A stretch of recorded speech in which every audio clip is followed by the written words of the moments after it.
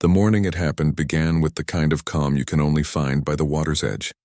The air was crisp, carrying that faint tang of dew-soaked grass and the earthy smell of mud along the banks. For 3 years this pond had been my place of peace, a sanctuary where dawn met reflection, casting colors across the rippling surface that words rarely did justice to.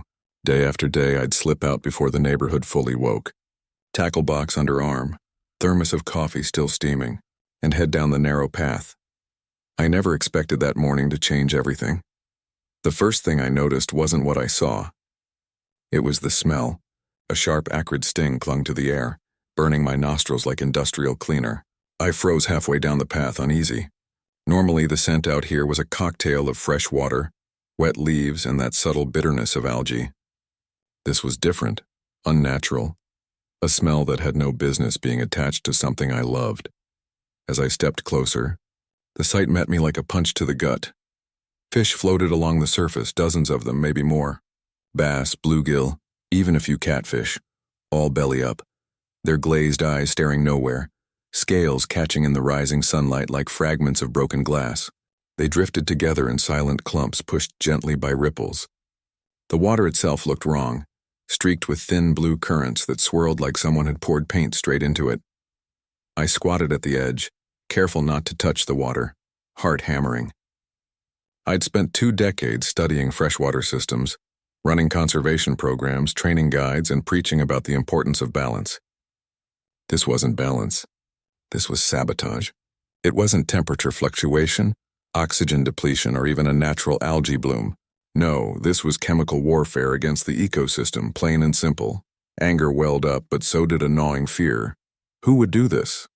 Why here, of all places? I reached into the tackle box, not for a lure, but for the small field test kit I carried. Dip strip indicators don't lie, even if all they do is give you broad strokes. I dropped one in, and within seconds the paper turned a sickly shade of green, then blue, far too strong for safe copper traces. My throat tightened. Copper sulfate. Industrial-grade algae killer. That explained the blue streaks. Whoever dumped this in wanted the pond to die. I thought back to the old lessons my father drilled into me as a child. Not about fishing, but about reading water. A living body of water tells you its secrets openly, he'd said, handing me my first rod at 8 years old. When you see fish gasping, leaves yellowing, streaks changing the color, something's wrong. The pond's talking to you. Your job is to listen. Now the pond wasn't whispering.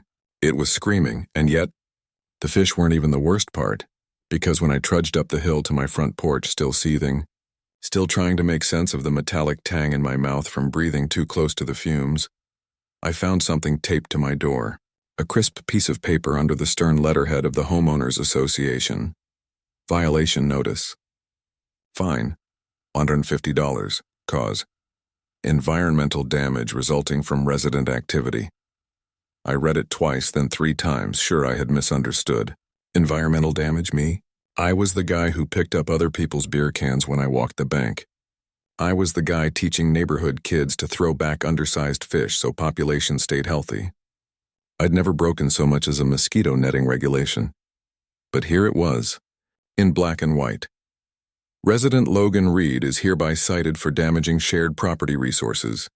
And that's when I noticed the date. My stomach dropped like a stone. The violation had been issued the day before I found the pond poisoned, before the fish floated, before the chemical slick spread like a disease. They had cited me for environmental damage before it even happened. It hit me as hard as any truth ever had. They knew. The timing was too tight. This wasn't sloppy paperwork or some clerical quirk. This was foreknowledge. Someone wasn't just blaming me, they were setting me up. The name on the notice confirmed my dread. It was signed in neat authoritative loops by Gloria Whitmore, president of the Maple Grove HOA. I could see her sharp smile just from the strokes of her pen. Gloria, the kind of 50-something suburban general with pearls for armor and bylaws for weapons. She liked everything orderly, profitable, polished, the kind of person who'd tell you a weed was an eyesore rather than a plant searching for sunlight. I could feel my jaw tightening. Bylaws weren't unfamiliar to me. I had read that thick HOA handbook like a detective reads a case file before I ever moved here. Warnings, hearings, votes. That was the process. No president, no matter how tightly coiffed or pearl-strung, could jump straight to fines without due process. She had skipped every step and she knew it. It wasn't negligence. It was intent. By the time I folded the notice into my pocket, anger had finally drowned out shock.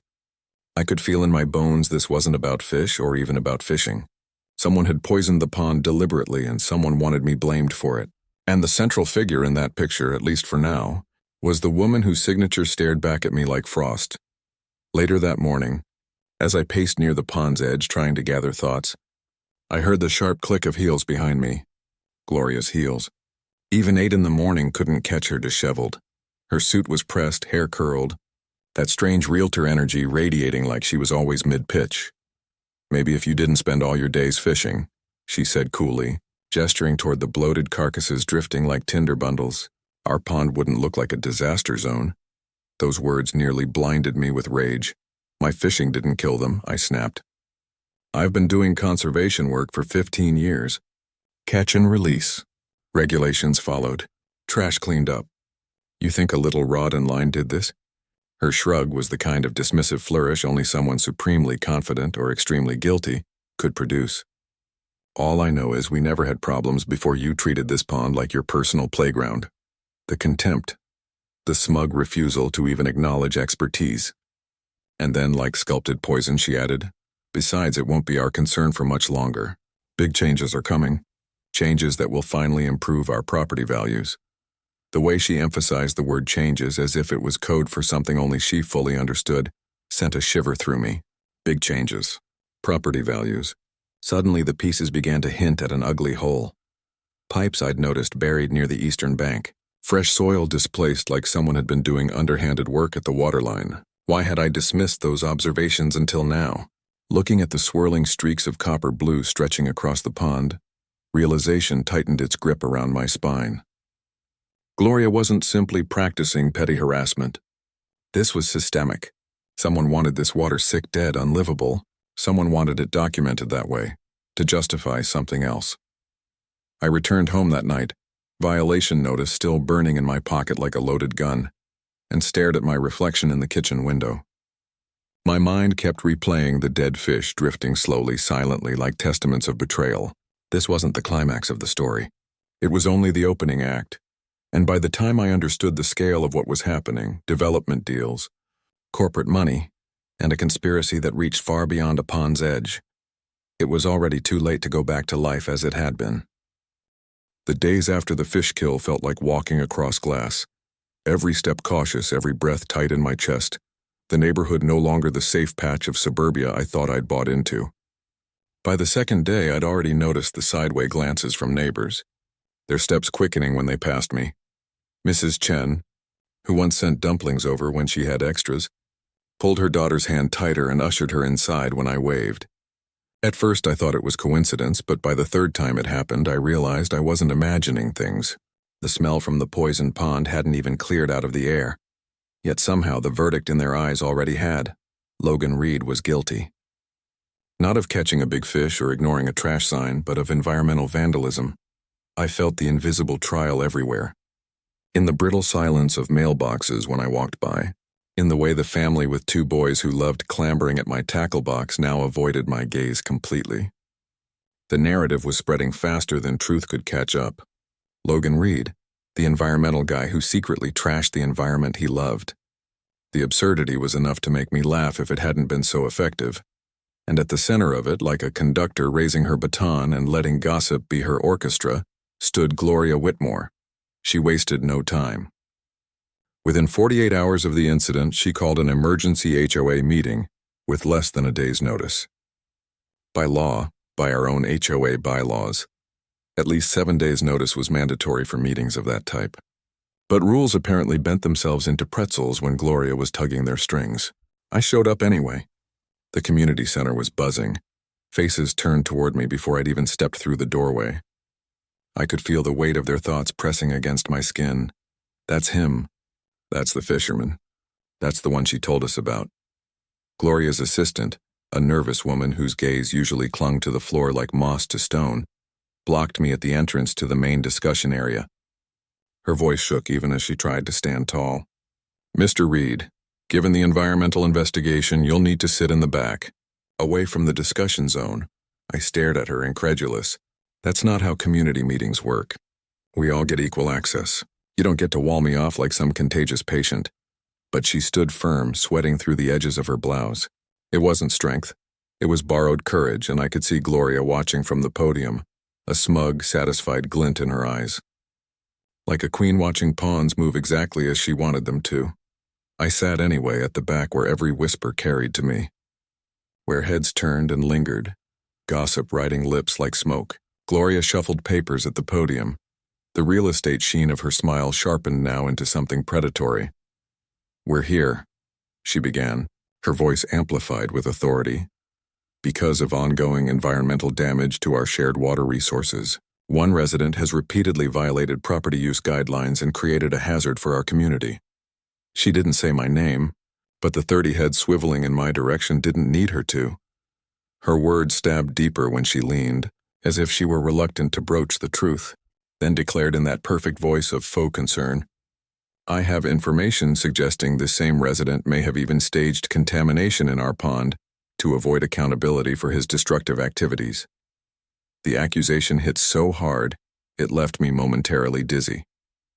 She wasn't just fining me now, she was stitching a straitjacket around my reputation. He poisoned the pond to cover up his fishing.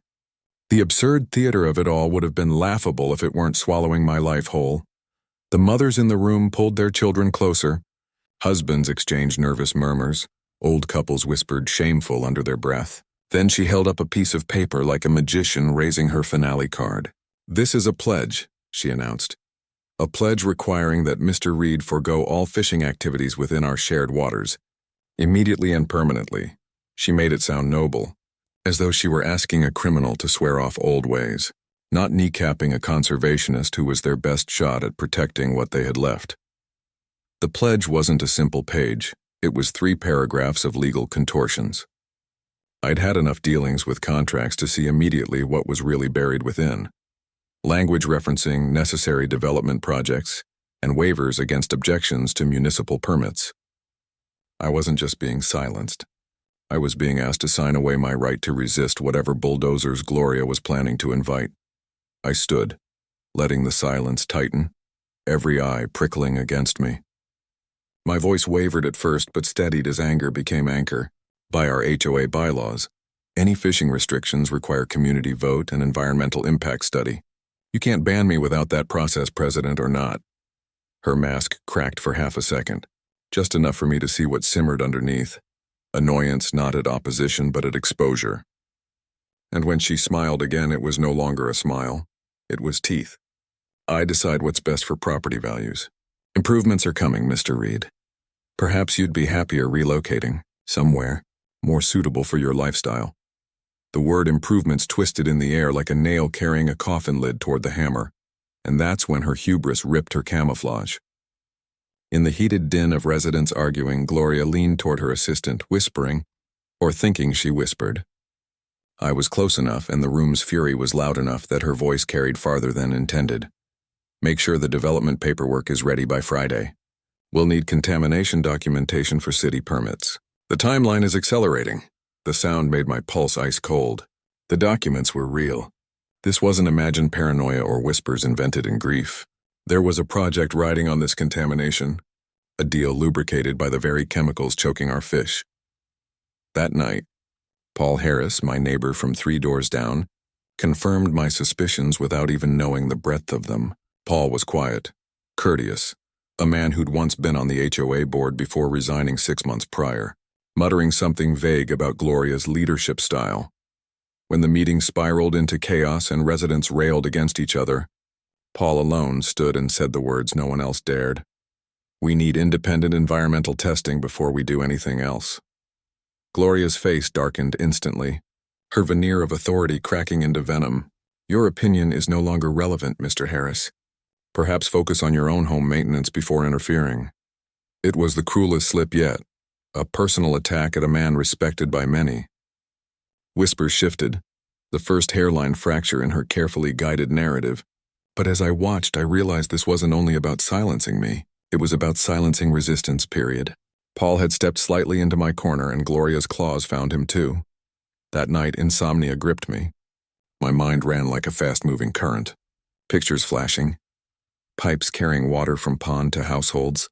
The violation letter dated wrong. Gloria's pearls glinting at the podium as she damned me to community exile.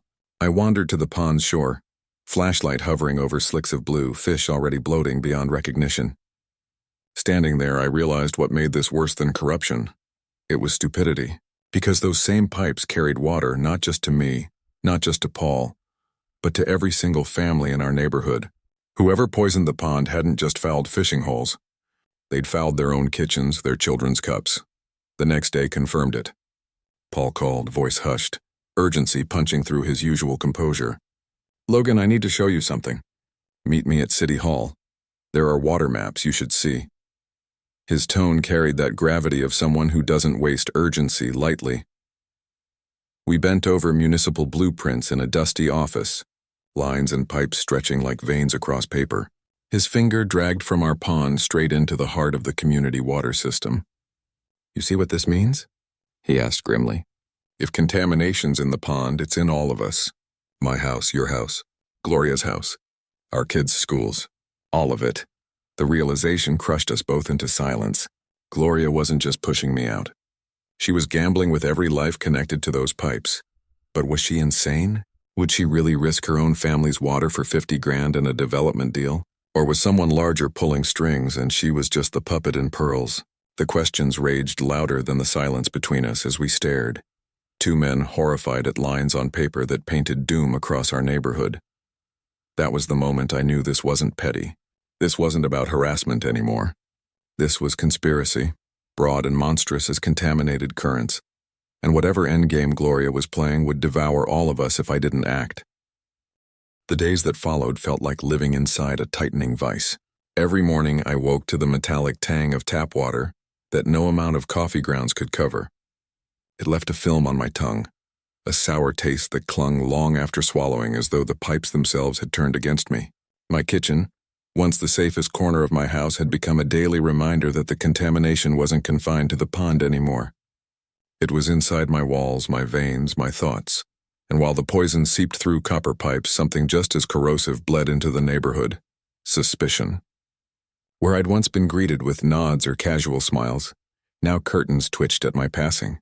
Neighbors who used to ask about fishing rigs avoided eye contact entirely. The children who begged to throw a cast line with me were suddenly kept indoors, their parents hurrying them away if I drew near.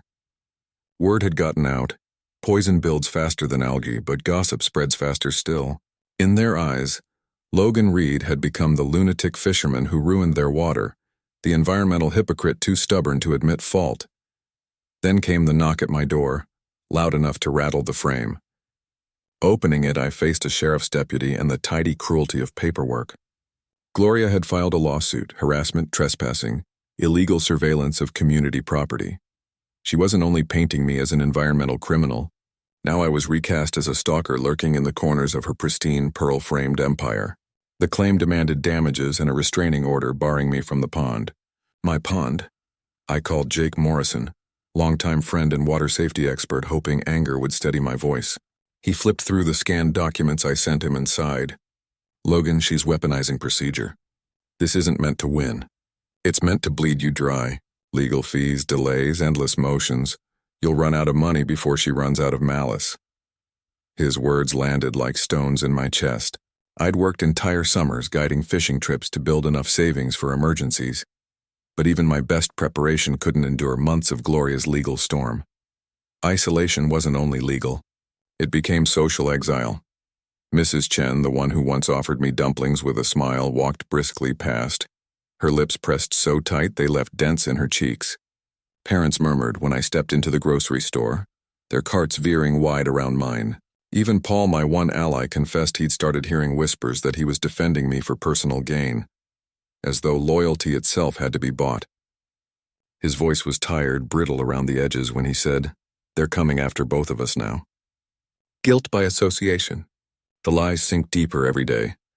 I tried to shake the weight to keep my hands busy, but even that betrayed me. The night I caught movement at the pond, two shadowed figures working near the eastern shore, I thought I had my breakthrough. My pulse kicked, hope blazing for the first time in weeks. I raised my phone, fingers trembling as I pressed record. Blurry shapes flickered across the screen, beams of their flashlight slicing the dark like knives. I crouched closer, gravel crunching too loudly beneath my boots. One careless stumble and my foot caught a root, snapping a branch with a sound like a rifle shot. The beams found me instantly.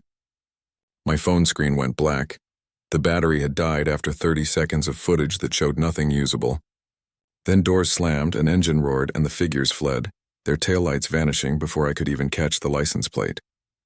I was left alone, heart hammering, mud clinging to my knees, with nothing but silence and the sickening slick of chemicals shining in the moonlight.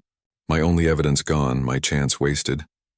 By then, doubt began to nibble at the corners of my mind. Sitting beside the pond one night, my reflection stuttering across oily ripples, I caught myself wondering if maybe I really had turned into the paranoid neighbor everyone thought I was. Had conspiracy circled me so tightly that I now chased shadows while truth slipped farther away? The weight of ridicule pressed until exhaustion stung my eyes. I'd fought to protect water all my life, but here I was, undone by fear and isolation. The following morning only deepened that despair. Children playing outside stopped mid-laughter when they saw me, their parents hustling them indoors like I was a curse drifting up the sidewalk. One whispered word followed me, crueler than any lawsuit: troublemaker. Somewhere along the way, conservationist had been scrubbed from my name.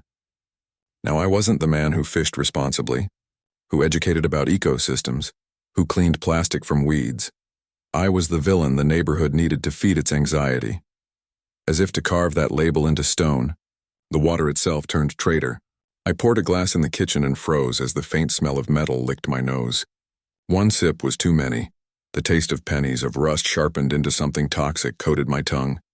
I spat into the sink, stomach twisting with nausea and dread. If Paul's blueprints had been true, and I knew in my bones they were, the contamination had invaded not just my faucet, but every faucet, every sippy cup and coffee maker in Maple Grove. But they didn't see that. They saw what Gloria wanted them to. Me, bleeding guilt all over the neighborhood. Slowly, painfully, she stripped piece by piece from me. First trust, then reputation, finally community itself. She didn't even need to poison the pond anymore. She'd poisoned my name, and that was deadlier than copper sulfate. I began to wonder if she'd won. But conspiracy has one flaw. It breeds arrogance. And arrogance can't keep its footprints hidden forever. Paul appeared on my porch one evening, eyes wide, hair disheveled, clutching a manila envelope like a lifeline. His voice shook when he whispered, "Logan, I couldn't sleep. I dug for old HOA correspondence using the login I never disabled after resigning. You need to see this." Inside, cold words burned hotter than any accusation. Emails between Gloria and a developer, weeks before the fish kill. Layout of contamination strategy. References to deadlines aligning suspiciously with construction permits. And the worst of it, a $50,000 payment already transferred, buying Gloria's loyalty like a pawn on a real estate chessboard. I looked at Paul, heart pounding like drums of war. The documents were everything I feared, but everything I needed too. Proof of conspiracy, proof of corruption, proof that this battle wasn't paranoia, it was survival. But with proof came fear, because if Gloria had gone this far, I realized she wasn't just going to smear my name. She'd do whatever it took to erase obstacles. And right then I wasn't a fisherman anymore. I was an obstacle. By the time Paul left my house that night, the envelope empty of its poisonous contents but my phone full of photographed copies, I knew the battle had shifted. For weeks I had been Gloria's punching bag, stalked by whispers and pummeled by lies. Now the truth was sitting in my pocket like a live spark, one that could burn through every carefully woven thread of her scheme if I dared to fan it into flame.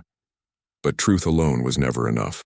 Gloria had built her empire not on honesty but on perception. She smiled at the crowd and they believed. She waved her pearls and bylaws like weapons and they folded.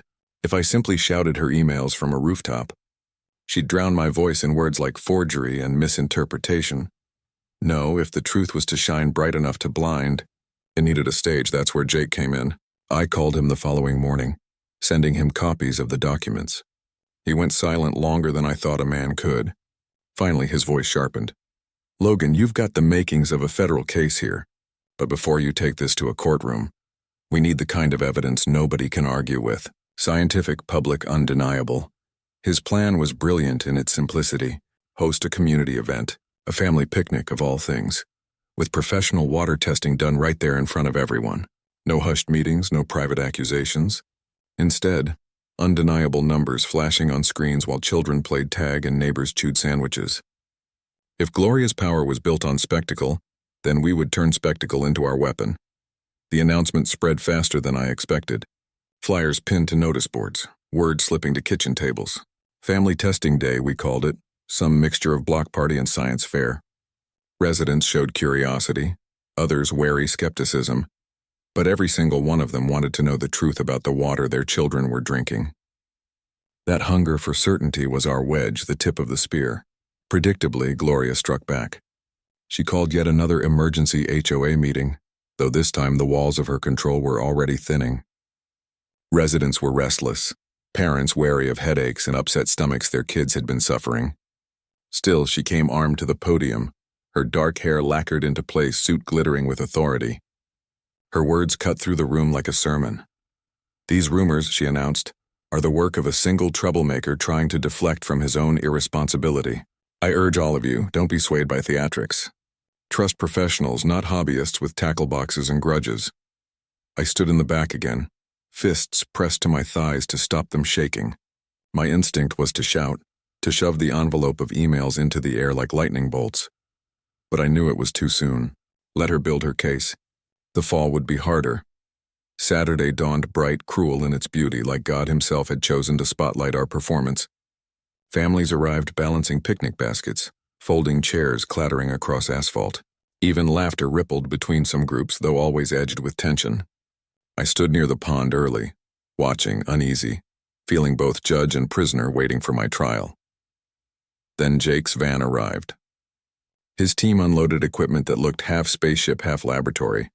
Analyzers, pH meters, tablets ready to print the invisible truths out into visible data. My heart lifted for the first time in weeks. Real science had arrived. Not whispers, not accusations. Science. Of course, Gloria was already there. She had set up her own booth near the entrance, draped in a crisp white banner that read, Independent Environmental Consultants.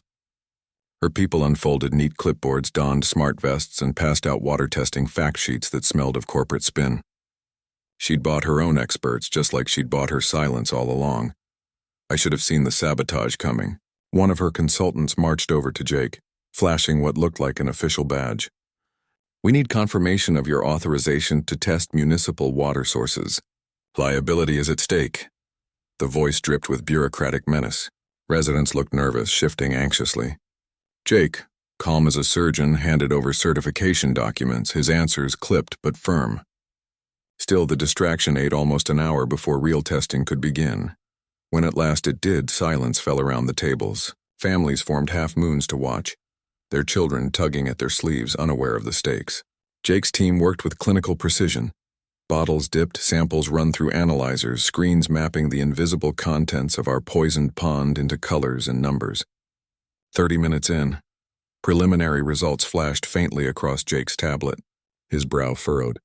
My stomach knotted like a badly tied line. Preliminary data is complex, he murmured. Need secondary runs before I say anything. In that fragile pause, Gloria struck her hardest. She took the microphone, her sunglasses glinting in the sunlight like a mask refusing to crack.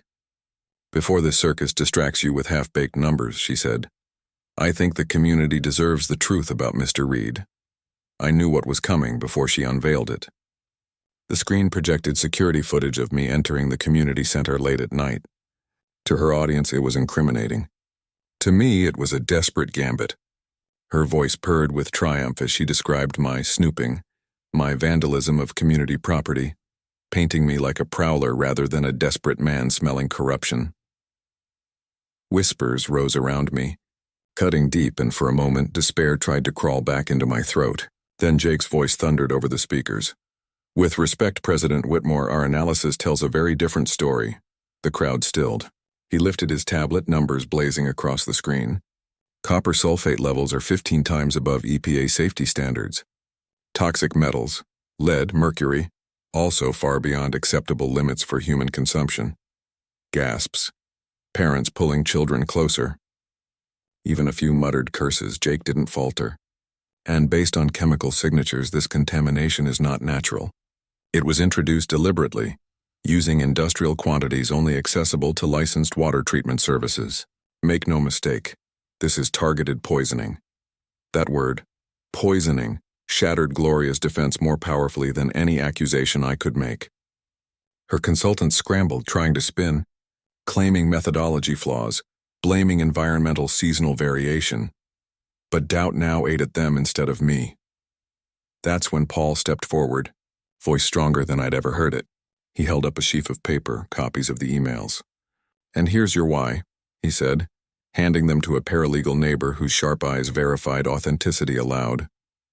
"Our HOA president took $50,000 from developers to provide fake contamination evidence.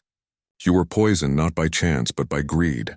The silence that fell wasn't quiet. It was loaded, heavy, the stillness before an avalanche.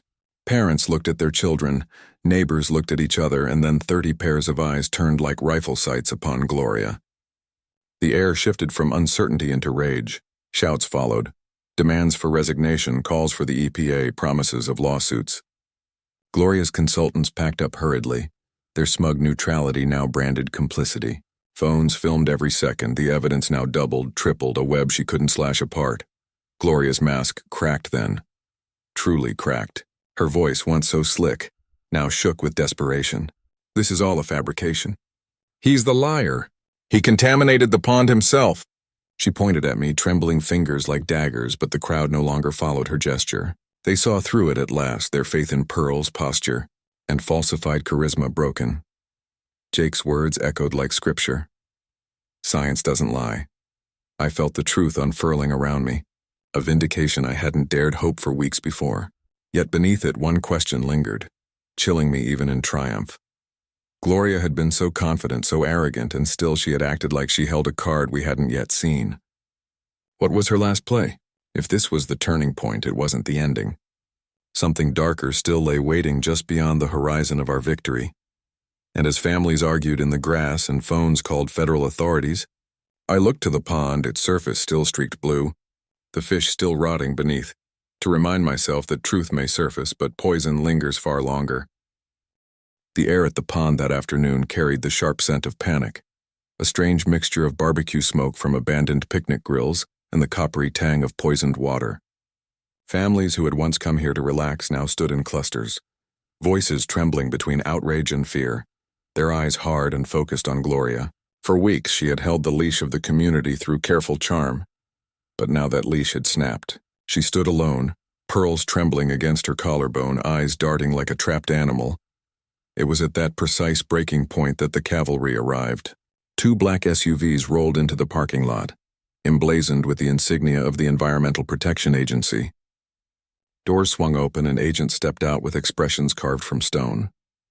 Their presence turned the neighborhood quarrel into something bigger, colder, and more real. This wasn't just HOA drama anymore. It was federal agent Sarah Martinez, sharp-eyed and commanding, introduced herself with clipped efficiency. She scanned the crowd, then fixed her gaze on Gloria. "We've received multiple reports of deliberate water contamination affecting municipal supplies. This is a federal matter now. We'll be collecting samples and interviewing witnesses." The words fell heavy, pushing oxygen from the air. You could practically hear the sound of Gloria's carefully built reputation collapsing in that silence. She tried to rally, her voice pitched higher than usual. "This is all a smear campaign. These accusations come from a known troublemaker trying to avoid blame.